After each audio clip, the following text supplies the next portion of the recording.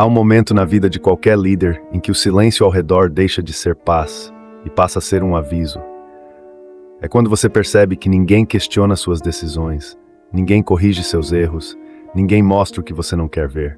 Foi assim com Louis XVI, com o Tsar Nicolau II, com Saddam Hussein, e é assim com qualquer pessoa que começa, sem perceber, a construir paredes ao redor da própria mente. A pergunta é, você já começou a levantar as suas? E antes de avançarmos, comente aqui se você já se pegou se afastando para se proteger. Isso ajuda a trazer ainda mais profundidade para o que vamos revelar nos próximos capítulos. O isolamento nunca começa como um erro, começa como autoproteção. Quando líderes se sentem pressionados, criticados ou cercados por incertezas, surge o impulso natural de se afastar. Criam um pequeno círculo de confiança, cortam ruído externo, filtram opiniões, reduzem contatos. À primeira vista, parece prudente. Afinal, quanto menos interferências, mais foco, mais clareza, mais controle. Mas é exatamente aí que o primeiro tijolo da fortaleza é colocado. E a parte mais perigosa, a sensação de segurança aumenta na mesma proporção em que a visão diminui. Esse é o paradoxo fatal da Lei 18. Quanto mais você se protege do mundo, mais vulnerável você se torna a ele. O mecanismo psicológico é simples e implacável. Quando você se isola, a realidade deixa de bater a porta. A crítica sincera desaparece. A diversidade de perspectivas some. O feedback honesto, aquele que incomoda mas salva, evapora. Você começa a acreditar que domina tudo, quando na verdade está apenas enxergando o que o seu próprio eco confirma. É nesse ponto que o profissional moderno se destrói. Ele confunde silêncio com respeito, distância com autoridade, isolamento com força. Se até reis e imperadores perderam seus tronos por se afastarem demais da verdade. Imagine o risco de um profissional comum quando começa a fazer o mesmo. E se isso já te fez pensar em alguém, talvez um chefe, um colega, ou até você mesmo, deixe o like agora. Esse simples gesto mostra que você está percebendo a profundidade estratégica dessa lei e ajuda o vídeo a chegar em mais pessoas que estão prestes a cometer o mesmo erro silencioso. Luís XVI não caiu apenas porque o povo estava insatisfeito. Ele caiu porque vivia em um mundo que já não existia. Dentro de Versalhes, cada corredor era perfumado, cada parede escondia o som real das ruas, cada conselheiro aparava qualquer frase que pudesse gerar desconforto. A corte inteira funcionava como uma máquina de filtragem. Notícias ruins eram suavizadas, ameaças eram minimizadas, decisões eram moldadas para agradar o rei, nunca para alertá-lo. Ele vivia cercado por rituais, cerimônias e protocolos que o mantinham distante da própria França, como se o país fosse apenas um cenário decorativo e não um organismo pulsando, prestes a explodir. Na verdade, Luís XVI não comandava mais nada. Comandava apenas a versão editada da realidade que seus próprios servos criavam para ele. E essa versão o enganou até o último segundo. Enquanto nas ruas se formavam multidões famintas, dentro do palácio o rei era convencido de que a situação está sob controle, de que o povo ainda respeita a coroa, de que é apenas uma fase instável. A perda de contato com a verdade destruiu sua capacidade de decisão, e quando finalmente a realidade atravessou os portões de Versalhes, já era tarde demais. O isolamento não apenas cegou Luís XVI, ele foi anestesiado por uma sensação de segurança fabricada. E é exatamente assim que muitos profissionais e líderes modernos vivem, trancados em salas confortáveis, ouvindo apenas quem concorda, confiando em métricas, relatórios e opiniões que reforçam suas crenças, sem perceber que o mundo real está mudando em silêncio. O rei francês só descobriu o tamanho da crise quando a crise já estava dentro do palácio. E é assim que qualquer pessoa isolada descobre o próprio erro. Tarde demais. O Tsar Nicolau Gundin vivia cercado por salões gigantescos, corredores intermináveis e uma corte treinada para esconder qualquer sinal de desordem. O império estava desmoronando, mas dentro do palácio tudo parecia estável demais, calmo demais, silencioso demais.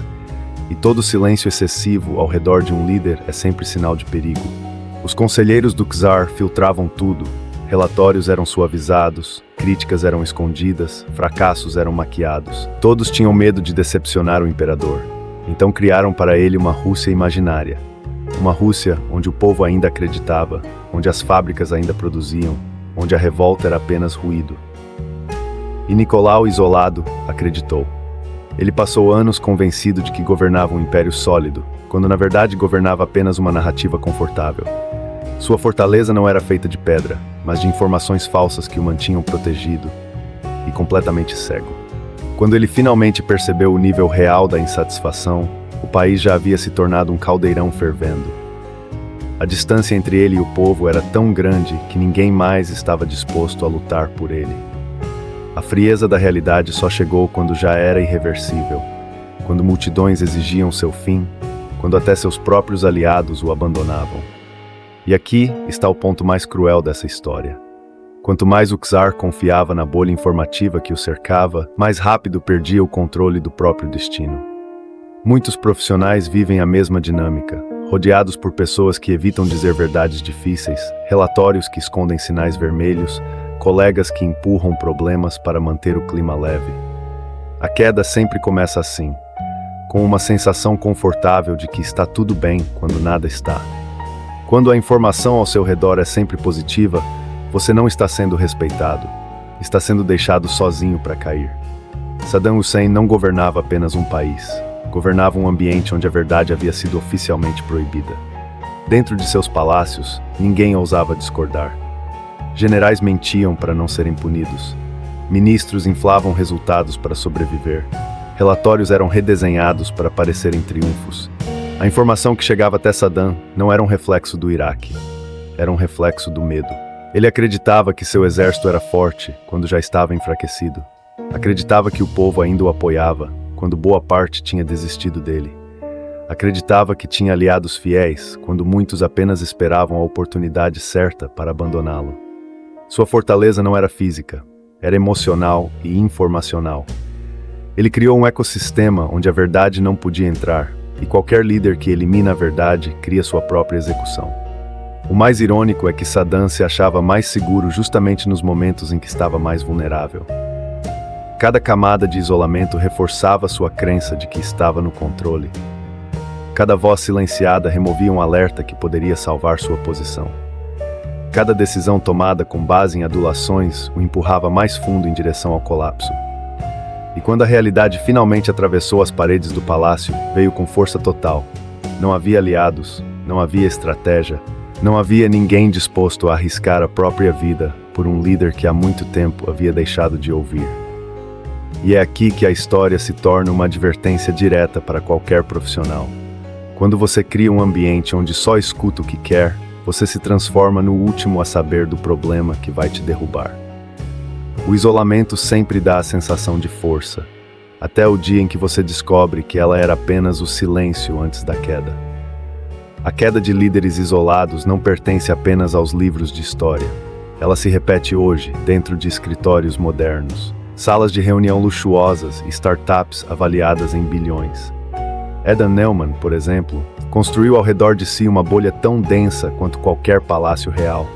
Funcionários tinham medo de contestar suas decisões, investidores aplaudiam mesmo quando viam erros graves e qualquer voz crítica era rapidamente afastada. Resultado, uma das maiores quedas corporativas da era contemporânea, causada não pela concorrência, mas por um líder que já não enxergava o próprio negócio. Elizabeth Holmes seguiu o mesmo caminho.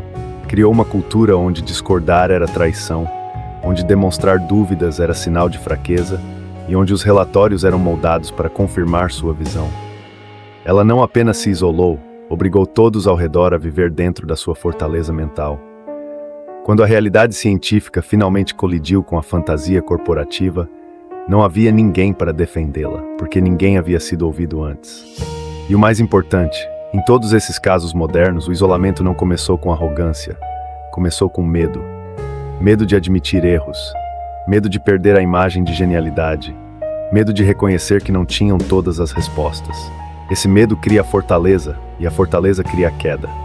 No ambiente profissional de hoje, isso acontece quando líderes se cercam de bajuladores, quando departamentos escondem métricas negativas, quando empresas vivem de narrativas internas que não refletem o mercado. É uma versão moderna das mesmas tragédias que derrubaram reis e imperadores.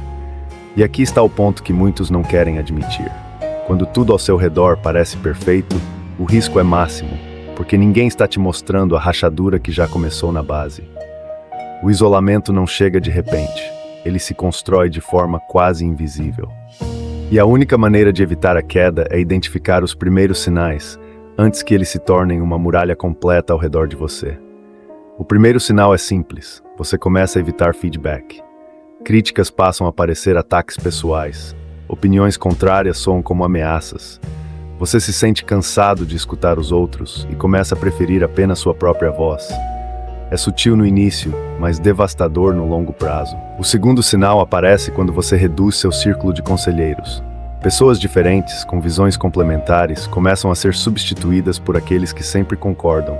Você se cerca de vozes confortáveis. Isso faz você se sentir seguro, mas também faz você perder contato com nuances, riscos e tendências emergentes.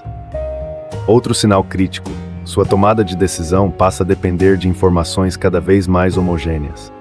Tudo começa a parecer previsível demais, positivo demais, alinhado demais. E quando tudo parece perfeito, é porque alguém está escondendo algo. E o último sinal é o mais perigoso: você passa a acreditar que só você entende o cenário. Essa sensação de superioridade estratégica pode parecer força, mas é o estágio final antes da cegueira completa. Quando você ignora esses sinais, não está preservando sua autoridade, está se transformando em presa fácil. Se algo disso já te tocou, compartilhe esse vídeo com alguém que precisa ouvir isso agora. A maneira mais eficaz de evitar o isolamento não é derrubar paredes, é impedir que elas sejam construídas. E isso começa com um princípio simples, porém ignorado pela maioria dos líderes. Você precisa de radares, não de guardas. Guardas protegem, mas bloqueiam a visão. Radares alertam, mostram o que está vindo, revelam o que você não percebeu. Na prática, isso significa ter ao seu redor pessoas que te trazem informações reais, não filtradas, não suavizadas, não ajustadas para agradar. É o tipo de aliado que te impede de ser surpreendido. O segundo pilar é a diversidade de conselheiros. Quanto mais homogêneo for seu círculo, mais cega será sua estratégia. Se todos ao seu redor pensam igual, você não tem conselheiros, tem espelhos. Líderes que evitam conselhos desconfortáveis criam mundos perfeitos, que colapsam na primeira colisão com a realidade. Por isso você precisa de pessoas que enxergam ângulos que você não vê, pessoas que discordam, pessoas que desafiam, pessoas que incomodam, justamente porque esse incômodo te mantém lúcido. O terceiro pilar é criar rituais anti-bolha. Parece simples, mas salva carreiras. Agenda rotineiramente conversas com pessoas de fora do seu círculo. Revisite ambientes reais que você já não frequenta. Peça relatórios independentes. Exponha-se ao que normalmente evitaria. A presença no campo de batalha real é o que separa líderes que duram de líderes que ruem. E lembre-se, a informação é o primeiro recurso que um líder perde quando começa a cair. Quanto mais você controla o fluxo, mais controla o destino. Se esse capítulo te entregou clareza, deixe seu like agora. Não por apoio, mas para sinalizar que você está consciente das estratégias que te mantêm longe da fortaleza invisível. As fortunas desmoronaram, impérios ruíram, e nomes outrora temidos foram reduzidos a ecos, porque ignoraram a verdade brutal desta lei. Quem se isola, morre cercado pelas próprias paredes. Não importa se vestiam coroas douradas, fardas militares ou ternos de CEOs. Todos compartilharam o mesmo destino. Primeiro perderam a informação, depois perderam o controle e, por fim, perderam tudo. A queda nunca veio de fora. Sempre veio de dentro. Uma implosão lenta, silenciosa e inevitável. A fortaleza que deveria protegê-los se tornou a tumba onde enterraram o próprio poder. Agora, se realmente compreendeste o peso desta lei, responde-me isto. Poucos veem além das aparências. Serás um deles? Na escuridão dos jogos de influência existe um símbolo recorrente. A torre isolada, erguida acima de todos, distante, imponente, mas vulnerável ao primeiro raio. Uma estrutura que parece forte, mas perde tudo quando o céu muda. Escuta então o enigma. Quando o mundo ao redor se agita, há quem suba até o topo para se sentir seguro e há quem desça ao chão para ouvir o tremor. Um enxerga longe, mas não vê o que está embaixo. O outro vê pouco, mas não é surpreendido. Qual deles sobrevive mais tempo? A pista verdadeira, o que enxerga menos, mas percebe mais. A pista falsa, o que alcança o horizonte, mas perde o chão. E lembre-se, até a torre mais alta cai quando esquece quem pisa ao redor. Deixe sua resposta nos comentários e veremos quem realmente compreendeu o poder por trás desta lei. Poucos ousam responder e menos ainda acertam. Serás um deles?